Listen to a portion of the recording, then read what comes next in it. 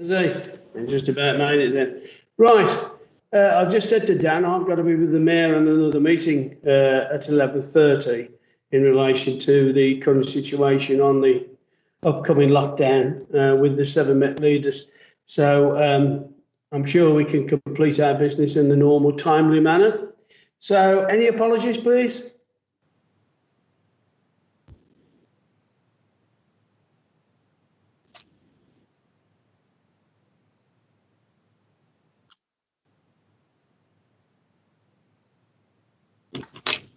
Okay. Notification of any substitutes, Dan? Okay. Any declaration of interest? No. Moving into the business for today then. Minutes of the last meeting. And have those approved as a true record? Yes, we'll get a assent for that, thank you. Single assurance framework. This is Jodie's paper, I believe. Jodie? Is Jodie on the line, Dan? If not, I'm happy to introduce it.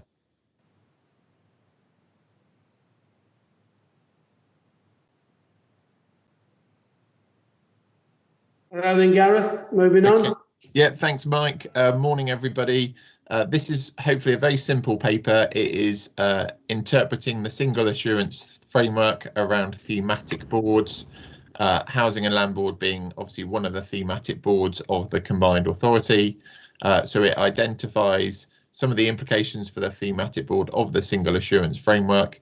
I must say, in the case of the housing and land board, I believe we're already performing as a board. The board is already performing most of these functions already. Some clarifications around the thematic boards that are consistent again with the boards that are happening elsewhere. And I hope that the terms of reference that are included as Appendix A to the board paper are consistent with what people expect and how this board has been operating up to this point. Just one element to flag, which is an additional non-voting member of Network Rail, which came out through the review that was undertaken as important, given the close interrelationship between the work we do on housing delivery and adjacent railway sites in particular, and making sure that Network Rail are fully included as part of this work. But I hope that the functions of the board as set out here, Chair, and the voting and the functions of yourself as a portfolio holder are all consistent with what people would expect. So I commend this to the board and I hope people are happy to endorse the terms of reference. Okay. Any comments or questions on that? We accept that then? I'm getting the assurance on that, Gareth. So moving on then to single assurance, zero carbon homes update. So if Rachel could take this, please, Chair, as she leads on zero carbon. On the agenda, Rachel. Thank you, Chair. So this paper sets out the work undertaken to date as well as next steps on the Zero Carbon Homes programme agreed by the board in April 2020. Specifically, it discusses the findings of the baseline gap analysis undertaken to understand the performance of the region in regards to operational energy in residential units. The key findings note that the majority of schemes perform in line with building regulations, and that whilst we've seen some improvements secured through the single commissioning framework, there's still a significant gap between what we're delivering and what we need to do. It represents a cost uplift of between 29% and 55% depending on unit typology and the approach taken, although it's worth noting that cost will decrease as the market matures and economies of scale are achieved. Taking those factors into account, the cost uplift can be closer to 1 to 10% per unit. Based on these findings, WMC are working closely with the Officer Working Group and Zero Carbon Homes Task Force to produce 2 documents to reach 2025 standard previously agreed by this board. A charter which is not time bound and sets a vision of a zero carbon built environment in the region, and a route map which will set time bound actions 2025 and beyond. Today we're asking the board to consider the findings of the baseline gap analysis and our approach to deliver the 2025 zero carbon home standard agreed earlier this year. Okay, well, the paper has been circulated. Anybody indicated to speak to this, please? No? Oh, Ian Cord, sorry. Morning, Ian. Thank you, Chairman. Obviously, for me, a very important paper, but there's a couple of things I just want to refer to. One of those is you've mentioned just briefly on the cost implications of this. Now, this is extremely important because certainly a scheme that we had recently, I mean, the costs were just enormous, and it wasn't just, whether they're zero carbon. There are different levels of cost that are involved. Now, obviously costs will come down, but we really need to make sure we have a handle on this and know what to communicate, because otherwise the sort of language, it's going to go up by, I don't know, 20 or 40,000 pounds a unit will just kill it stone dead. Mm-hmm. Now it's okay in higher land value areas, but in lower land value areas there won't be the money to pay for it. And it's a second point about this is extremely important. There's an item later on about the national planning framework. It's actually not easy to, under the planning system, to require zero carbon homes. There isn't massive support in the MPPF. So, and that's important because the earlier this gets flagged up, the earlier it will be taken account of in the land value at which land changes hands early in the system. So, we need to be very active in terms of lobbying for this measure. Thank you, Chairman. Thank you, Ian. Yes, I think we've got a long way to go. And I think those who have set these short timescales, I have to say, are going to come up very short. So we've just got to make sure that we keep our finger on the pulse. Can you put your hand down now, Ian, please? Peter Butlin. Thank you, Chair. My views on kind of zero carbon are well known, but I find zero carbon and affordable housing seem to be an oxymoron in terms of being in the same sentence. If you kind of like you went glance through it very quickly, 23 to 55% increase in unit cost. You've got to go some to basically get those costs down by scaling up. I did some work with the LGA in terms of the heat exchange units, and they are 10 times more expensive than a conventional gas boiler.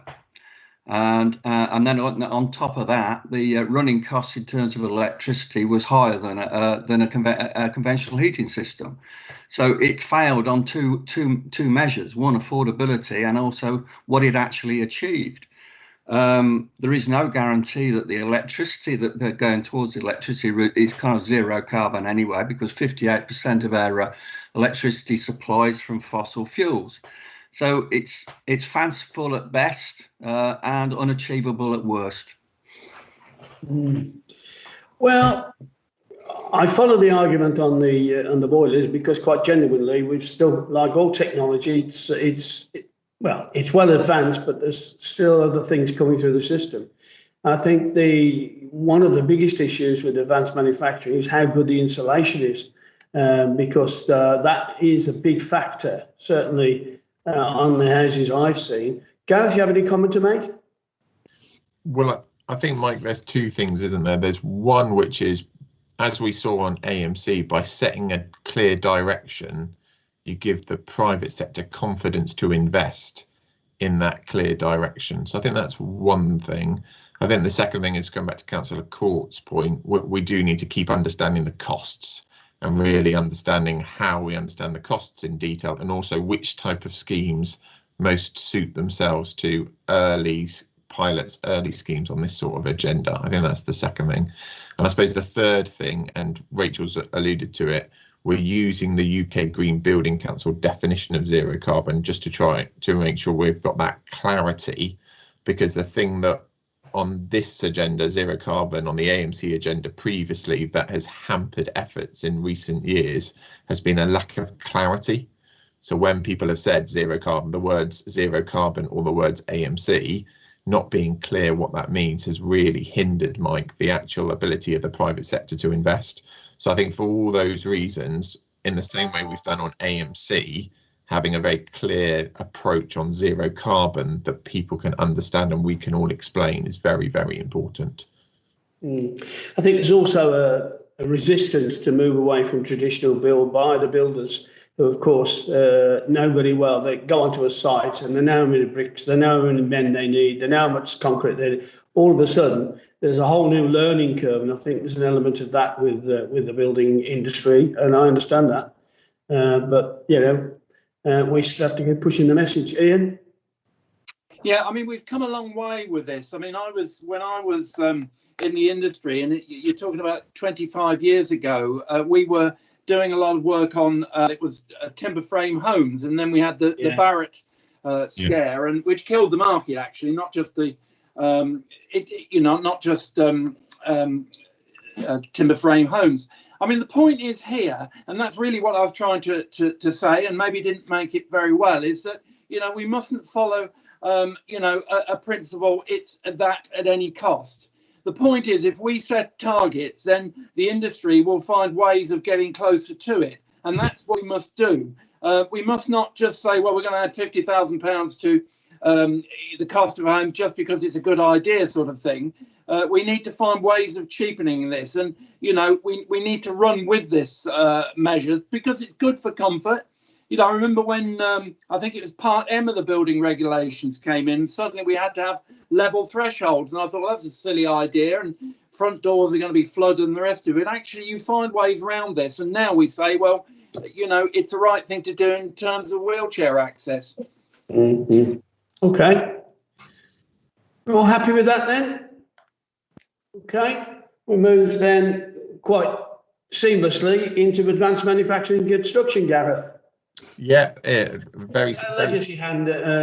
Thank you, Ian. Yeah, sorry, Gareth. Carry on. Yeah, very seamlessly. We're now approaching the sort of final elements of the AMC route map. So I'll just ask Rachel to introduce these. The board has seen this work right throughout its trajectory, so hopefully there are no surprises at all here for people as we move into agreeing and publishing the final version of the AMC route map. So just over to Rachel to introduce it. Thank you, Gareth. So the document we're asking you to consider today is what we've called Part 2 of the AMC route map throughout this process. It's effectively a longer version of the document you saw previously, which acted as an executive summary. That top entails the 3 research pieces, which we've also discussed with board. Our plan for this document now is to look at launching it sort of later this year, probably more like early January now, and almost definitely a virtual format. Sorry, not early January, let's say early next year. Just as a quick reminder of how we've reached this point with this document, it's been a process with the Officer Working Group and also the AMC Expert Advisory Panel, which was chaired by Mark Farmer throughout this year. Through those, we've done an analysis of what we think the strengths, weaknesses, opportunities, and challenges are for the region, and also research into how we're performing in regards to skills, the general AMC ecosystem here, and also our local capacity and the providers that are already there. There's not much more to say on this document, really, just that it's the final version of a long piece. Our next steps are to explore the actions that we take forward. One of the immediate priorities that we noted is the public land piece, where we think we'll be able to have sort of real impact on what we do next if we use that in effective ways. And just separately to note that we are in ongoing discussions with government about further investment for AMC, which would help to support some of the actions that we've identified at the end of the route map. Any comments or questions? I think this is something we certainly would, well, I certainly would like to see a critical mass of manufacturing in the West Midlands. I think it's one of those skills that, well, from what I've seen to date in many of the factories I've been in, the skill set isn't top of the range. And I think with people now losing their job in other industries, they can be quickly trained to work within AMC, which could help fill the employment gap that we're now seeing growing on a daily and weekly basis, really. So, any other comments? Go for it. Sorry, Ian. Course. I said go for it. Thank you. For it. Support. Okay, so we'll move the recommendations as set out in the report then. Thank you very much. Going back to my agenda. Moving on then to planning reforms. Oh, this is a joke. We've got Gareth, Pat Willoughby and Gerdip named by this. Gareth, who's taking the lead? So if I just introduce it, Mike, and then I'll hand over to Pat.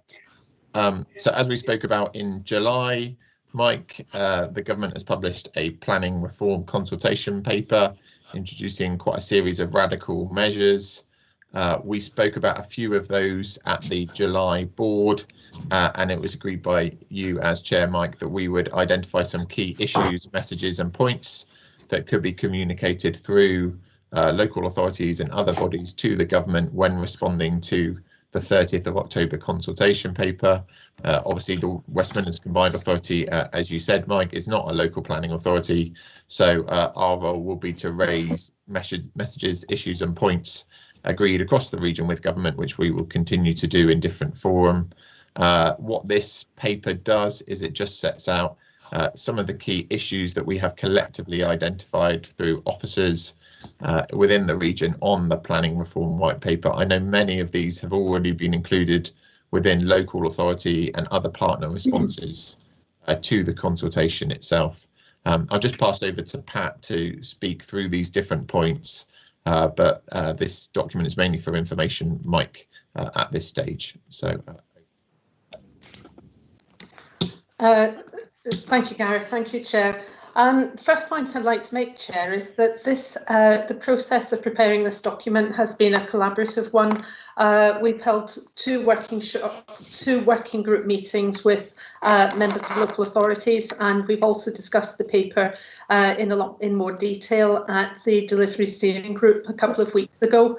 The key points that have come out of those discussions, the observations that we've made, is that there are two things that happen as a consequence of the planning reform, or could do. The first is to highlight the fact that there are a number of gaps in the system, and there are also unintended consequences if the new system were to be introduced.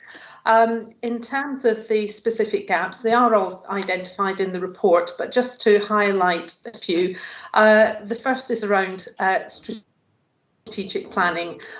We have at present a duty to cooperate mechanism, which is not perfect at the moment, but it does provide a useful forum in which discussions can take place. And generally across the West Midlands, those discussions have been constructive and helpful and are helping us reach a very positive position. We also highlight in the fact that the plans are being reduced from 15 years to 10 years, which further reduces the potential for articulating a clear vision for the future and the required infrastructure that goes along with that. There's scant mention in the report of employment and any other land uses, very, very much focused on housing, which is fine, but housing forms part of a sustainable development picture, and we need to set it in that context. The other thing that the paper failed to deal with is the fact that there's no focus on non-delivery consented or allocated sites. This is very much about making provision for housing need, but not following through from the private sector side on how those are taken up and taken forward in the market. In terms of the last point I'd make on the gaps, I think there is less focus than there should be on the resources and skills that are needed. There's quite a shift in the requirements from development management and local plans making to incorporating major requirements for urban design. In terms of the unintended consequences, we have the whole discussion that relates to calculating local housing need. We have concerns about how that might impact on our brownfield first policy, and also in terms of planning obligations and the income streams that would accrue to local authorities, and not least the potential to deliver affordable housing. So in terms of the consensus that's has arisen around the group, first and foremost around the abolition of the duty to cooperate and ensuring that an alternative mechanism is put in place if that fails, if that is removed. Secondly, emphasising the need to consider non-housing land uses in the document so that we maintain steady process of development. Understanding the need for adequate resources and more clarity on matters relating to the funding of infrastructure, the levy proposals, and also ensuring that brownfield sites are an absolute priority at the heart of the planning system, and that we're not pushed through unintended means towards more development of greenfield and green belt sites. There is a lot of work that needs to be done before the planning reforms could be put in place. Some of the details of the system need to be worked out, and then they need to start pushing through a whole process of primary legislation, secondary legislation. But we're told that government is very committed to moving on this as quickly as they can do. And that's it, Chairman. Happy to take any questions. Gerdip, do you want to add anything? Your name is also on the agenda as contributing to the report. Thanks, Chair. I think Pat's pretty much covered off the paper. As we're probably all aware, that the paper's been nationally debated and it's caused controversy in many quarters, and just that the government, for the time being, seems to be standing firm on the outline proposals. Thank you. I think there's two very good points that we need to bring out in the report. One is the combined authority are not a planning authority, and more importantly, I think there is certainly a concentration on more permitted development rights in this white paper, which bothers me greatly, because the onus then falls upon the local authorities to enforce the breaches of those permitted development rights, which then puts resources implications back on to local authorities. And of course, it does also mean that the income generated from planning fees will be reduced quite substantially. Angus? Thank you, Chair. Yep. I'd just like to ask where this paper's going next, because it kind of reminds me of that Dutch cheese, which is full of holes. And it's quite worrying that the duty to cooperate might disappear, the financial implications, the lack of attention to infrastructure. And it seems to be addressing some, housing in isolation. And to think that, the local authorities might not have any control over this is very worrying. So where's this paper going? Thank you. Gareth? Yeah, just I think that's a question about the white paper itself, Mike. Oh, I see. Sorry. And in terms of what we understand is as Gerdip says, the Secretary of State has come out very strongly saying that the government is retaining its ambition of 300,000 homes a year and sees this planning reform as an essential ingredient to that, and has said that it will take account of the consultation responses. But at this moment in time, Mike, we're not aware of any plans for a significant delay to the timetable set out in the consultation to bring forward legislation next year on planning reform. What bothers me is that everybody perceives that the issue of not getting enough houses is that of a planning nature. My experience is that is not the case. It's that the market, when the developers get their permission, they don't build them out. And the reason is they have to look at market forces. And the planning process is there. Yes, it can be a bit tortuous and a bit laborious, but the answer to building more homes is really with the developer. Ian Courts, then I've got Matthew Dormer and Peter Butlin. Okay, thanks. Well, I mean, I think the period for making representations ended on Thursday. So, this is just a report of what's been done. But referring to earlier remarks, when we, our environmental programme had representations on climate change as one of the 74 actions, but have I missed it? But I can't see anything here about that. And this isn't just about carbon homes, it's about green infrastructure and how the region is going to deal with green spaces. I mean, you're not going to reduce 7 years to 3 years without something giving. And there's a suggestion that we can have a national design code that'll be great for everything. Now, we knew that when we tried to do a regional design code, well, it's not that easy, because what goes in Solihull doesn't necessarily go for what's in Walsall. So there are big issues about these three different areas. Lots of unanswered questions here, and I think I know we're not a planning authority, but we have an important role, massively important role in helping in a number of different ways. I mean, advanced manufacturing, that's directly linked to climate change in the way we do it. The whole design issue, how we work together. The paper actually infers that there might be some form of power for the mayor as adjudication in the duty to cooperate. I don't know whether I actually like that idea, because I think if that's leading to a regional planning a regional plan, we'd be against it. So anyway, there's a few things there. I think what is the pressure from this particular piece of legislation, if and when it comes in, is that the local plans that local authorities have to do will have to be done quicker and be more robust, because at the end of the day, the local authority is the planning authority, and that's where this kind of infrastructure that Angus refers to is going to be picked up. And it is important that local plans do take a little more precedence than they have in the past. Matthew. Hello, thank you. Sorry, the duty cooperator, I understand that has been kind of taken away, but it doesn't mean to say it still can't take place. And there is encouragement there to do joint local plans if a joint local plan is what will satisfy the housing numbers. So I suppose it's about getting on with your neighbours a bit better, isn't it? So that'll be tested, no doubt. And I agree with you as well that permitted development is going to be a bit of a pain, because a lot of people, you're going to kind of hope that they apply to building regs, and you're going to hope that they do the right thing. But there are going to be builders who are going to just do what they think they can do under permitted development, and it's going to be down to local authorities to challenge, really. So it's going to be a painful future, I think, with planning. You're absolutely right, Matthew. Peter. Thanks, Chair.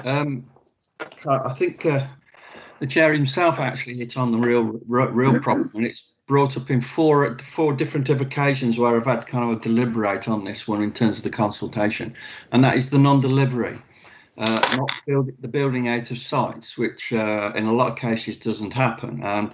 And one statistic that we did through the LGN, there's 1 million houses in this country with planning permission that are not being built out. Yeah. So it's not as if, for the want of trying, that the planning process is not delivered on a number of houses being built, but too many builders now sit on these sites through various processes, although they're time scaled in terms of starting sites, but there's no imposition on them as to how quickly they deliver those sites in completion. And generally, at the tail end of those site deliveries is the affordable housing. So the fight that the affordable housing comes last, and sometimes not at all if they walk away from the site. So there was that aspect of it, but Patricia has pretty well summed up everything else I've seen on all the other different deliberations I've seen. Still, we're not sure how big and who's going to be the accounting bodies, and whether there's going to be enough money in those pots to deliver the infrastructure, and whether the government is going to step in on the larger infrastructure deliveries or not. There is a lot of kind of unanswered questions in the process. But in terms of the principle of trying to simplify the planning process, I'm in favour of it, because at the moment it is time consuming, expensive, and not very transparent, and it favours the big house builders, the big nine. And the small house builders who want to kind of do those innovative sites, those brownfield sites, don't get a look in because they can't afford the process. So we need to simplify it for those, so as we can get those difficult sites brought forward. And generally that's all they're left with, because the big house builders basically kind of scan up all the big sites through option agreements, and it's all hoovered up and kind of in their favour. Whether or not the government's kind of heading in the right direction in terms of this one, I'm not sure. But the other one that was slightly unrealistic is shortened timescales for local authorities to deliver on local plans. Now, when you consider that if you do away with the outline planning mission process and put it into zones, that puts more emphasis on detail in those local plans. So I can't see how you're going to get more detail in those local plans and also deliver them in 30 months. So I think that's unrealistic. And also there is a kind of no emphasis there on who is going to pay for the digitisation of the whole process. There's an awful lot of skills got to go in there. and retraining and what have you. So that's, although I'm in favour of the process of digitising it, it's still got a kind of a cost basis to it, and someone's got to pick up on that one as well. So they're the things that I've picked up on in the past, and also I think we're as a body that wants to deliver as fast as possible housing into the region. Our views should be heard. I think you're absolutely right, Peter. And one of the other things is, I said this to Gareth a couple of weeks ago in conversation, that there will be what I used to call the old local development orders. So therefore there'll be an outline of what a piece of land should accommodate. So many pink houses, so many blue houses, so many 3-bed, 2-bed apartments. And the answer is then a developer come along, they'll tick those boxes, and then planning permission won't be required. I can see that happening pretty well much. Gareth, any thoughts? So Mike, just to sort of reiterate the point that Peter mentioned, and just to give a few facts. So we definitely agree that all the evidence points to the issue is turning permissions into delivery. And just some headline statistics from the brownfield land programme that the combined authority operates in terms of deploying that investment and turning it into housing starts. So we exceeded the 2019 and 2020 housing starts for the brownfield land fund. We will definitely exceed, based on current trajectory, the 2021 and 2022 housing starts. And from £50 million, we've unlocked getting on for 5,000 new homes on sites that were stalled or derelict previously through our intervention and through our investment. So it definitely shows that sites that have planning permission but have an issue around development viability or can't get through the system, and other sites can be unlocked with the right investment and the right capability and expertise across the region. And I suppose one of the points is making that case clearly to government around there's no issue here around our desire to see delivery happen. It's just making sure we've got the investment that means we can turn that ambition into reality. I think you're right, Gareth. I think if one were to look back and say, what is the reason of the combined authority? How can you judge its success? I think that this board, along with the investment board, collectively and hand in hand, have actually got statistics that show that we have made that difference. And I'm certainly proud of that, and everybody on this call has had a part of it. Ian Courts.